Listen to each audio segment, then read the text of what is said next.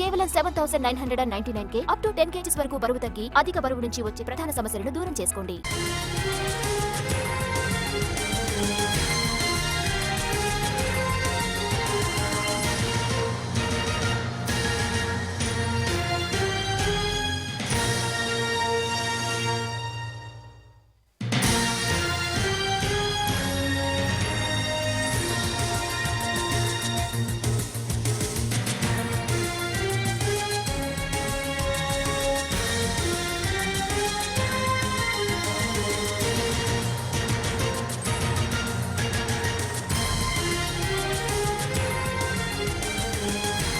తుఫానుగా బలహీనపడింది మోంతా తుఫానుగా మారి మచిలీపట్నంకు 50 కిలోమీటర్ల దూరంలో కేంద్రీకృతమైంది.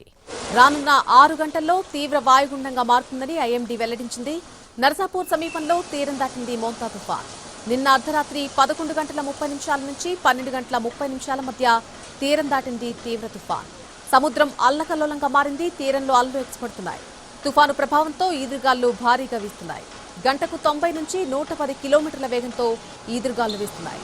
ఏపీను మోంతా తుఫాన్ నిండా ముంచేసింది. ఒకవైపు భీకర గాలులు, మరొకవైపు భారీ వర్షాలు రాష్ట్రంలో విధ్వంసాన్ని సృష్టించాయి. కరెంటు స్తంభాలు విరిగి పడిపోయాయి. చెట్లన్నీ కూడా నేలకొరిగాయి. సెల్ టవర్లు దెబ్బతిండటంతో సిగ్నల్స్ బంద్ అయ్యాయి. విద్యుత్ వ్యవస్థ దెబ్బతిండటంతో కృష్ణా, కోస్తా జిల్లాలు రాత్రంతా చీకట్లోనే మగ్గిపోయాయి. మోంతా తుఫాన్ ప్రభావంతో ఏపీలో భారీ వర్షాలు కురుస్తున్నాయి. ఏపీలో 14 జిల్లాలకు ఆరెంజ్ అలర్ట్ జారీ చేశారు. 8 జిల్లాలకు ఎల్లో అలర్ట్ జారీ చేశారు అధికారులు. ఇవాళ శ్రీకాకుళం, విజయనగరం, మన్యం, అల్లూరి, విశాఖ, అనకాపల్లి, ఏలూరు, కృష్ణా, ఎన్టీఆర్, గుంటూరు, బాపట్ల, పల్నాడు జిల్లాల్లో అక్కడక్కడ భారీ వర్షాలు కురిసే అవకాశం ఉంది. ఇక కాకినాడ, కోనసీమ, తూర్పుగోదావరి, పశ్చిమ గోదావరి, ప్రకాశం, నెల్లూరు, కర్నూలు, నంద్యాల, అనంతపురం జిల్లాల్లో అక్కడక్కడ ఒక మోస్తరు నుంచి భారీ వర్షాలు పడే అవకాశం ఉంది. భారీ ఈదురుగాళ్లకు కాకినాడ ఉప్పాడ సముద్రం దగ్గర రాకాసి ఎగసిపడుతున్నాయి. ఉప్పాడ, సూరాడిపేట, మాయపట్నం, జగరాజుపేట, అమీనాబాద్, కోనపాపపేట గ్రామాలపై తుఫాను తీవ్ర ప్రభావం చూపిస్తోంది. సముద్రం లోపల 2 కిలోమీటర్ల నుంచి కెరటాలు ఎగసిపడుతున్నాయి. తీర గ్రామాలను ఖాళీ చేయించి పునరావాస కేంద్రాలకు తరలించారు అధికారులు.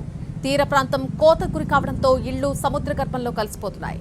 తుఫాను ఎఫెక్ట్తో మచిలీపట్నంలో విద్యుత్ వ్యవస్థ ధ్వంసమైంది. ప్రధాన రోడ్లలో విద్యుత్ స్తంభాలు కూలిపోగా ట్రాన్స్ఫార్మర్లు, హైటెన్షన్ వైర్లు ధ్వంసమయ్యాయి.